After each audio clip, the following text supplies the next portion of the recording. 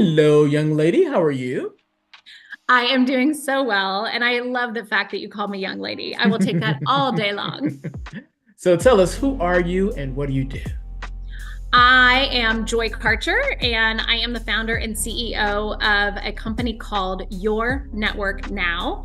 It Mm. was born out of the sheer necessity to help those that were laid off in talent acquisition come together as a team and job search together. And now, fast forward to today, we have job searching, outplacement, and career development programs all set up for talent acquisition folks. Wow. Okay. So from previous conversations that we've had, we talked about the different layoffs going on and how Yeah. recruiters are and sources are having a bit of a tough time landing that next gig. But we also talked about the importance of side hustles because you got to still pay the bills until you land your job. And you had a few ideas around side hustles that you wanted to share with me. I did. I think side hustles, freelance gigs are the wave of the future. And Mm. I will say this before I start to screen share here because I have some fun slides that we're going to go through. But the thing that I will say that is really important to note is that there are folks out there that in previous life may or may not have thought, oh, side gigs are something that are okay to do while you're working for full time Mm. versus not, versus somebody who is not working, etc. In my younger years, I had a really hard time getting my head wrapped around folks that would say, hey, I have a part-time job doing XYZ. And I used to get all wound up around the axle around that, thinking, no, you're working for my company, which by the way, it wasn't my company at the time because somebody else was writing my paycheck. Right. But you're working at this company and you need to be dedicated here. Why would you be doing something part-time and working here? And the reality of it is, and the more maturity I've gotten under my belt as a manager and just as a leader, the reality is I don't pay your bills. So who am I to say you can or cannot do that? Mm-hmm. I Mm-hmm. will go on record saying ensure that you do communicate with your employer, your full-time employer, if the side gig is in direct relation to what you're doing. So for example, if you're a recruiter or a sourcer and you're working a full-time gig somewhere and then you're picking up external work that is also in recruiting and sourcing, just ensure that there's not a conflict of interest, because you would hate to get that fun little legal document in the mail that says, hey, cease and desist. Right. So just communicate in respect to that. So I just want to go on record and say that because I think that's really, really important to ensure that we're talking about. Yeah, that makes sense. If you're working for AT&T, don't do a side hustle with Verizon. 1,000%. 1,000%. Exactly. So when we're thinking about side hustles, there are so many things from a recruiter and sourcer standpoint that people can do. Resume reviews, resume writing, LinkedIn audits, LinkedIn optimization, career coaching, interview preparation. But in addition to that, and this is where I think it gets really fun, is thinking about other areas that you could extend out. So think about talent acquisition as a bicycle wheel, and you have the spoke in the middle, or the center of the wheel, and you have the spokes coming out. The center of the wheel is, okay, I'm in recruiting, I'm in sourcing, here's what I've done my whole career, but what are the actual skill sets that go along with that? So it could be things like sales, it could be things like project management, it could be things like administrative, it could be things such as digital marketing. There's a variety of things that you could go into, Mm-hmm. but what you have to really make sure you do is understand what is it that you need from this side hustle or freelancer gig before you start advertising, hey, I can help, and start to monetize it. So Mm-hmm. what is it that you need? Is it a means to an end? Is it a fork in the road and you go, okay, this is what I'm going to do right now for the time being while I'm looking for a full-time job? So maybe it's just a short term, and that's okay.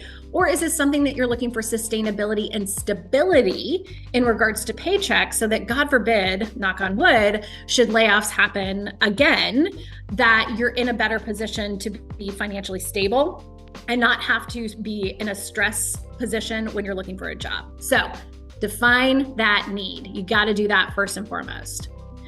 Next is, of course, your area of expertise. And Jim, you and I have talked about this quite a bit, but it's the idea of course, what are your strengths? What are you bringing to the table? What do Right. people say you're good at? The question that I absolutely love in this laundry list is, what problem do you solve?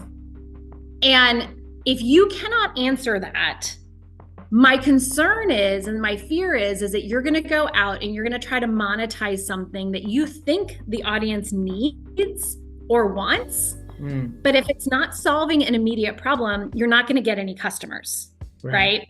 And so thinking about it, like when I think about that from a standpoint of with you and the things that you do, have you thought about problems that you solve in your area of expertise, and how does that show up in your day-to-day work? Oh, for sure, for sure. Whenever we're putting on a conference, we have to evaluate what recruiters and sources are going through, what issues they have, what questions they may need answering, what their pain points are, and then we develop our presentations or select speakers who can address those different concerns that they have. And that's great. And do you crowdsource to identify the problems, or how do you guys identify what to solve there? Sometimes we get ideas from the speakers themselves who may approach us to say, I want to speak about X. And Awesome. We'll ask them, okay, why that particular topic? Or we may look at the different comments that we see in online communities, Facebook, LinkedIn, different comments. And if something is really resonating with the audience, we'll say, oh, that could be a good presentation. Yeah. And I love that, because I think there's beauty, there's the beauty and the gift that comes with that is that there's value that your audience is getting versus talking at the audience about something that somebody's super passionate about, which is great. But at the end of the day, if it's not something that resonates with them, they're not gonna buy it. They're not gonna, and maybe they go, oh, that wasn't really great. And why would I go back to something like that? Right? Why would I invest to go back in a conference that really didn't add value to the problems that I need to solve right now? Same concept when you're thinking about starting a side gig or a freelancer gig is identifying the problem and things like resume writing. If you are in a position where resume writing is a pain point for folks, what is the pain point? Is it that they're paying too much and the product that they're receiving is not the value that they paid for? So maybe you provide them a more cost-effective option for resume writing. Is it, I know pain points right now are interviews. So how could you help people identify and land interviews faster? Is it through, different partnerships with organizations and doing introductions? Is it through AI tools? What is it, right? Like, how can you help people do the thing that they need to achieve? And then that's where you start to build your side hustle, your side gig around. That's what I would do, at least. Makes sense. Yeah. Then we have, can you tell the story? So do you have a personal brand out there that says, hey, this is what I do, this is how I do it, this is the problem that I solve? And if you do, that's great. But if you don't, where are you going to actually start to advertise this information? And, Jim, the thing that I love about what you're doing with SourceCon right now is the Instagram work and getting that particular channel to be much more robust. And I'm just curious, why did you guys choose Instagram versus another platform? Well, we looked at it and we saw that a lot of recruiters and sources were there anyway. So since our audience was there, it made sense for us to be there as well. Yeah. And I love that. And I think that, having that awareness of where your audience eat, lives, and breathes is also going to be really important. So LinkedIn is great, but it's also not the end all be all. So thinking around Instagram, Facebook, X, Snapchat, by the way, is starting to be really big, which I think it's really interesting. But understanding that social is obviously here to stay. It's not going anywhere. Finding a dedicated site that you can build a brand on is going to be really important, because that's that consistency aspect. And then last but not least, let's make it legal. Let's make sure that you are not going to, get audited by the IRS at some point and not be able to pay taxes or back taxes. Ensuring that you do register your LLC or S Corp, whichever you choose, is going to be really important. Getting your EIN number, which is an employee identification number from the IRS. It takes 60 seconds to do that. And that is a free service that the IRS provides, by the way. And then ensuring you're keeping your operating documents. I use Zen Business. I don't get any kickbacks or anything like that by talking about Zen Business, but I use Zen Business. It's been helpful for me in regards to all of the operating documents and making my company legal, et cetera. But also LegalZoom is another good one that I've had a few folks that have started their business utilize as well. Just ensure you're utilizing somebody that's reputable to do all of that is really going to be important. So to recap, we have, do you want to start a side hustle or freelance gig? If you do, what is the need there? What do you need in order to get that started? Second thing would be, of course, the opportunity to look at the why behind why you're doing this.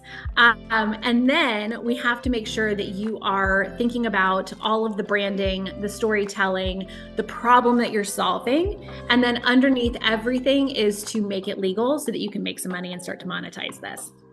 If anybody has any questions on this or wants to talk to me about this any further, about ideas of where to bungee into, I'm always available on LinkedIn. You can find me at Joie Kercher, JoieKarcher,